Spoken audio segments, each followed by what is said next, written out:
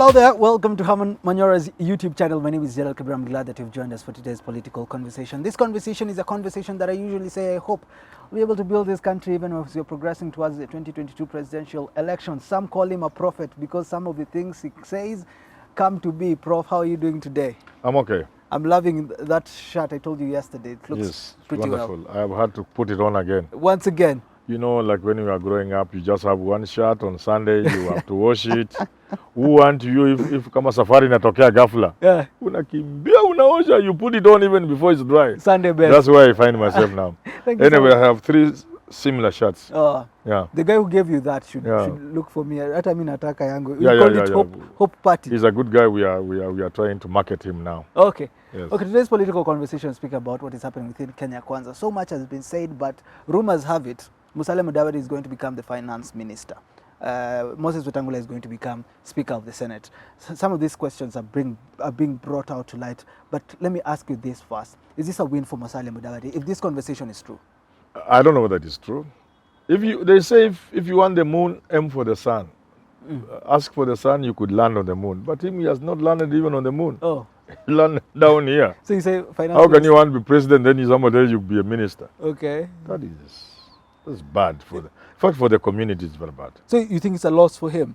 Not a loss, it's embarrassing. Is there anything else, though, he could have gotten out of Kenya Kwanzaa? That's what happens to you when you go into politics with anger. I said this many times. Mudavadi is driven by anger.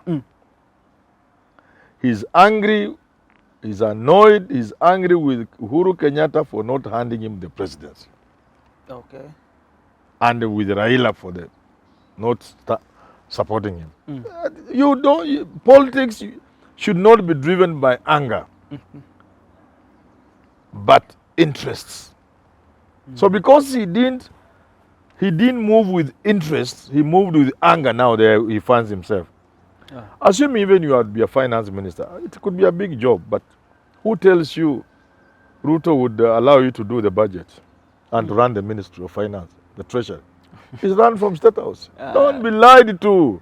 Okay. This is Kenya. Hii budget hata hii inafanya State House. Mtu asikudanganya. Kina Ukuru Yatan. Kina Rotich, ask them quietly if you know them. Hii kitu inafanya na kina Kinyo huko State House. Kwenda huko.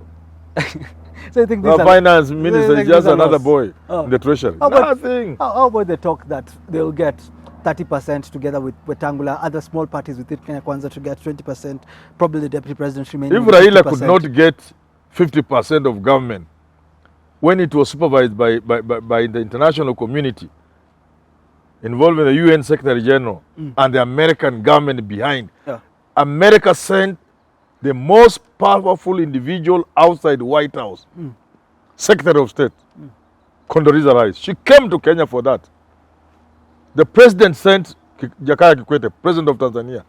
And I remember the words of Secretary of State, Condoleezza Rice.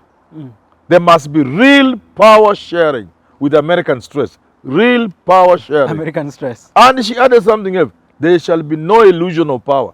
There should be no illusion of power. It must be really power sharing. What did Raila get out of it? Nothing. Forget about it. There's a time he told me that he didn't even know the ministers are going to be appointed. Yes, forget about it.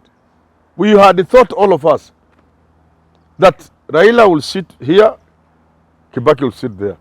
They'll put all the ministries down. Raila will tell Kibaki, you are the big boys. Pick number one. Pick yours. He picks finance, Raila picks interior. He picks this, Raila picks energy. Mpaka ziishe. That's what we all thought. Kibaki alikata yote akapatia Raila matumbo. Raila may not want to agree, but that's the truth. What is the practicability? So someone tells you we shall share government with you. Uhuru allowed Ruto to share government because his eyes were on 2017. So that they finish one term and Uhuru gets his second term. Then he looks for his successor. Are you saying that coalitions don't usually come to be as they have agreed? Because even now... Even in the UK, even in Israel, where there are coalition governments, it's not always easy. It's not easy to share government with somebody. Why so? Look here. Through an executive order, the president can reorganize his government, and he does so all the time. So you are given Minister of Interior, Minister of Devolution, you are Anne Waiguru. It has so many things puffed inside there. It was the most powerful ministry. Then Anne Waiguru gets into scandals, she leaves. What Nani is heading now, what is his name? Was it Ketero who? Ketero. Was it a minister of, is it the same minister Anne Waiguru had? The shell. Through an executive order, the president will reorganize his government.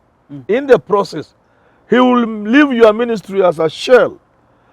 When he failed to sack Chelugui, Keter, and others, he reorganized some of them, but sacked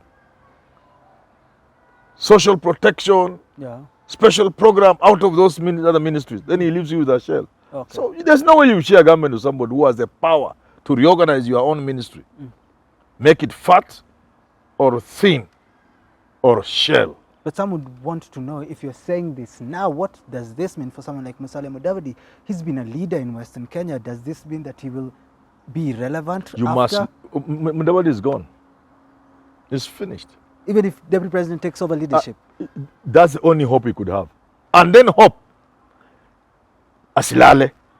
And then he must work within the Ruto government, which I see as most unlikely. He must work within that Ruto government more intelligent than he worked with Raila. Okay. But if he just hopes again, Ruto will one point give him things. It's a waste of time.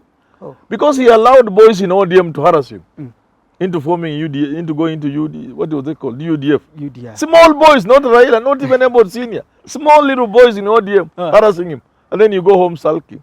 Mudavadi would have inherited Raila's constituents, even without the will of Raila.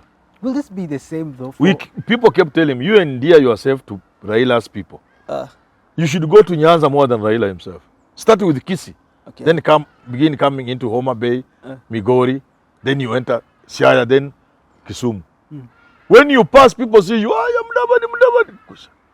You go and sleep and hope you'll benefit, even from the UDA government, if they want. He has to work hard to benefit anything out of it. Would this be the same for Moses Wetangula? I saw through a tweet, I don't know if it's true. The fifth. Or if the fifth. Yes. I don't know if this is true or not. He said he'll be defending his senatorial position in Bungoma. Yes. Will he still be the same Moses Wetangula after Kenya Kwanzaa if they win? If he wins his senatorial seat, he may try to struggle on a bit with some little relevance. But the Wetangula, I know he may not go very far. Even if he wins. He can win his senatorial seat. Because Bungoma is very complex for Azimio. Okay. So he could still win. But it will be tricky for him to survive. All I know, Ruto will lose this election, will not win this election. And people like Mudavadi are gone. They will never be heard of again. Finish, and I'm saying it. And I love them. I love them so much. Where is this coming from? I know you did your video, Path to Presidency for Ruto. You're not seeing it. Yes. His UDA nominations, obviously, some people are saying they didn't go as planned, but the numbers at the ground still remain the same. The popularity for Deputy President William Ruto is still the same. When you look at the path to presidency, and Raila Odinga right now seems to be going through the same problems within his nomination side. Is the path clearing for DP Ruto? Clearing in which way? Clearing in terms of the popularity still remaining the same and ODM leader having his cracks. We talked about cracks on his side. The